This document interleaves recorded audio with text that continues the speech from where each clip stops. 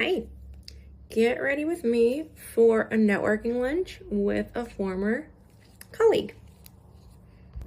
So I already have tinted SPF on from this morning, so I'm just gonna get right in there with makeup.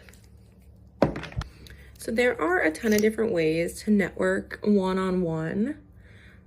I have been doing just about all of them recently, but today I am getting lunch with a former coworker. So these are, in my opinion, the best kind of networking because you know this person already.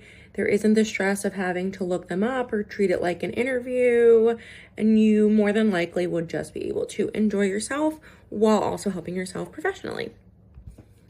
Now, that being said, obviously the level to which you know the person you're getting lunch with matters.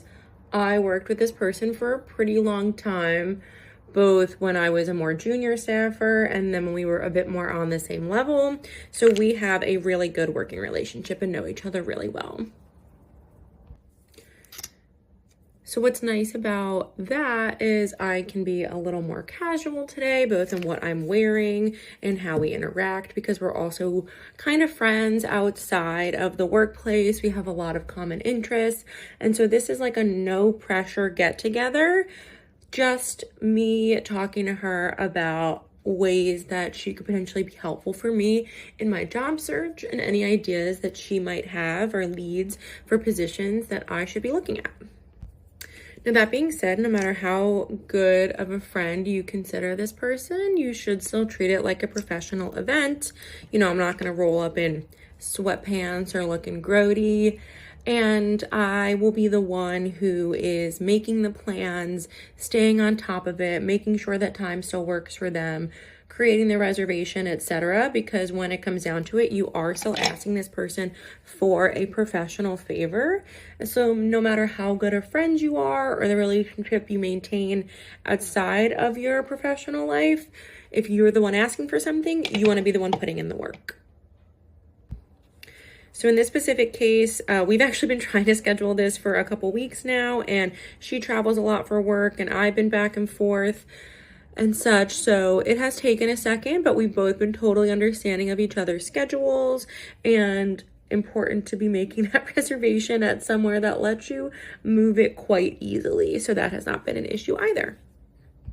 So I actually started talking to this former colleague pretty much as soon as I knew I was going to be leaving my last job, and just was super honest with her, reached out and said, hey, I'm about to be moving on. You're somebody who has left the Hill and had a really successful post-Hill career, and I would love to hear how it's going for you, how you made the decision to leave, how you landed on the company that you're at, and just how it's going and how you apply what you did on Capitol Hill to what you do now. Now, this person really is in a different line of work. She was a very policy-focused person, whereas I'm in the kind of operations admin side of things. But regardless, she is somebody who has left the Hill, transferred her Hill skills to the private sector, and has been really successful at it. So even though we don't do exactly the same thing, she's somebody who's really great to talk to about that process in general. So don't think that you have to only be talking to people who do exactly what you are looking to do or have done, because you also might learn something interesting about your line of work, and maybe new doors will open by you having conversations with people who understand your work and your experience, but maybe have done something just slightly different. And then again, as the person asking for this favor of getting time with her, I have taken the lead. I reached out first. I asked her for her best days and availability. I was as flexible as possible outside of prior commitments or other things like networking events or lunches that I've planned, and she was totally understanding of that. But I think it's important to show that you understand that they're a busy person and you want to be respectful of their time. And now, even though this person is someone I would consider a friend, I'm still going to go in really prepared, as I would with any professional lunch or coffee that I'm having, with really specific questions. I want to ask her how she made her decision to leave, what made her choose the organization that she is now at, how is it going, and what would she do differently if she could go back.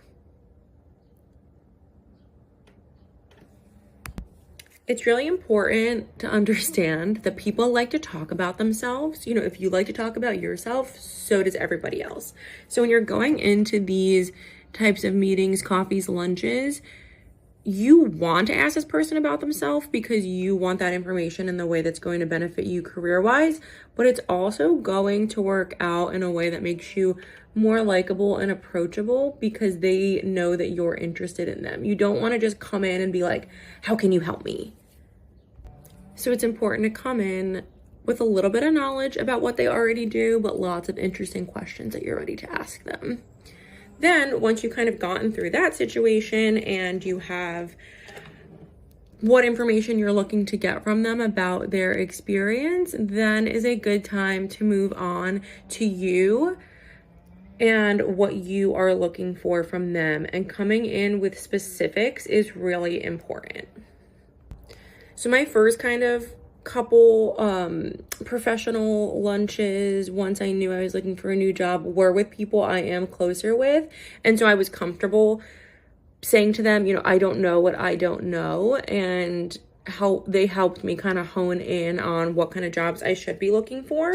And that has really helped me as I've now been talking to people I don't know as well, so that I look a little bit more coordinated and like I've put thought into this.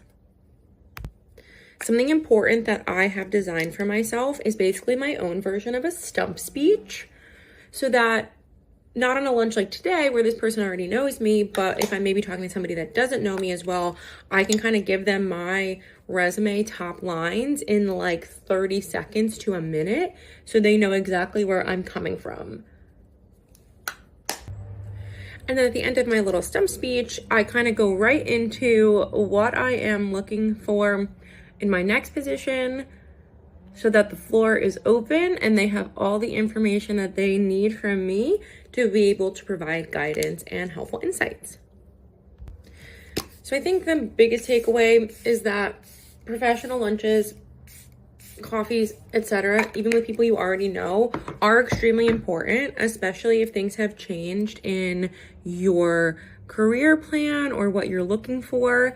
And while they might be your friend and they want to be helpful, you should still be as professional and put together as possible.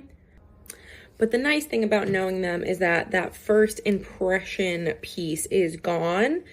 For a perfect example, for today, I am going to wear like dark jeans and a sweater. Whereas if I didn't know this woman as well as I do, I would probably opt for something a little more formal, like a blazer jacket and some nice pants. And then as you can see here, my hair is not the cleanest. Again, if I didn't know this woman as well as I do, I probably would have made today a hair wash day. But I know her and she knows me and she knows that I am a put together person. So it's okay that I am opting for a hair clip today. And I think the last important thing about professional lunches or coffees with somebody you already know is be a human.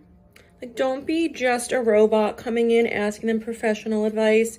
If you know them outside of work or you've maintained a relationship since you've worked together, know what's going on in their lives, know how their kids are doing, know if they moved, what they're up to. Like, honestly, her and I already planned to talk about Onyx Storm today, and I think that's just like a really nice place to be in.